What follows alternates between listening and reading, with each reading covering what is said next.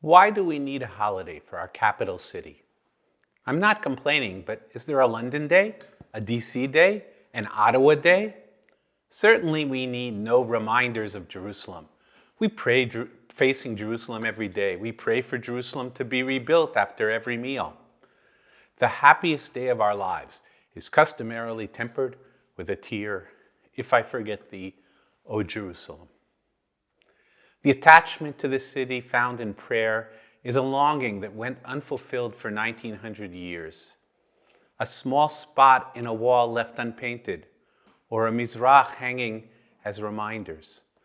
And over the generations, it became an abstraction, a daydream. As per the psalm, a song of the ascents, when God returned us to Zion, we were as dreamers.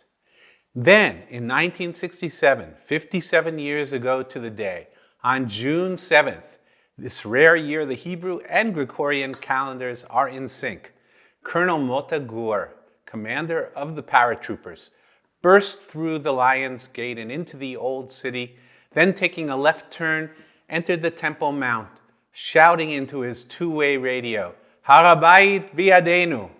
The Temple Mount is in our hands. The old city, the Kotel, the Mount of Olives were ours. After the weeks of drama leading up to the Six-Day War, came the euphoria after the lightning victory. The mass aliyah l'regel up to the Kotel a week later on Shavuot. Now, in many ancient cities, the holy precinct was found geographically at its apex. The Acropolis of Athens comes immediately to mind. But Athens and Jerusalem present very different ideals. The Bible advocates the destruction of altars in high places. The Temple Mount, Haram el-Sharif, sits on a low hill. Jerusalem, mountains surround her, just as God surrounds his people, says the Psalm. You can view this verse best from the city of David, just below the Temple Mount, and appreciate that the people who wrote the Psalms once lived there. Perhaps the most remarkable find among the many archaeological discoveries down in ancient Jerusalem, Ir David, is the remnant of a library belonging to one Gamaryahu ben Shaphan, a scribe living in the late 7th century and early 6th century BCE in Jerusalem, mentioned in the Bible in the book of Jeremiah.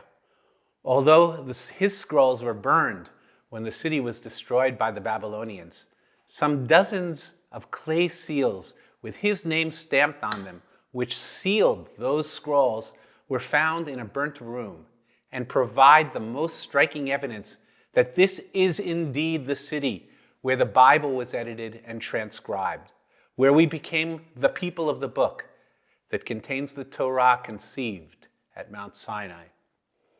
And Jerusalem can mean as much to billions of people who don't live here as to those of us who do. To the Jews, Muslims, Christians, and others who come to our city as pilgrims. Even those who will never set foot in it are often passionate about it. So yes, Yom Yerushalayim, Jerusalem Day, is the celebration of a miraculous victory in 1967. The psalm expressed our truth. When God returns us to Zion, we really are like dreamers. But the same psalm returns us to reality just 4 verses later. It says, those who plant with tears will reap with joy. After the euphoria, we must return to the reality of life, to living in and building this city, this country, every day. Can we meet the challenge posed to us by the giants, prophets, psalmists, and Deuteronomists who wrote so long ago about their beloved and tragic city? Now that the Temple Mount is actually in our hands, what do we do with it? 57 years later, we're still trying to figure that out. Jerusalem poses a constant challenge, which is the seeming impossibility of living up to its heritage. As the poet Yehuda Amichai, in his acerbic style, wrote soon after the Six-Day War, it's sad to be the mayor of Jerusalem. Terrible. He'll build and build and build. And then at night, the stones of the hills that surround her will come down like wolves. how true this is for our times. We have sown in tears, but at harvest time, we'll reap in joy. There is a time for both. Yom Yerushalayim Sameach from Schechter.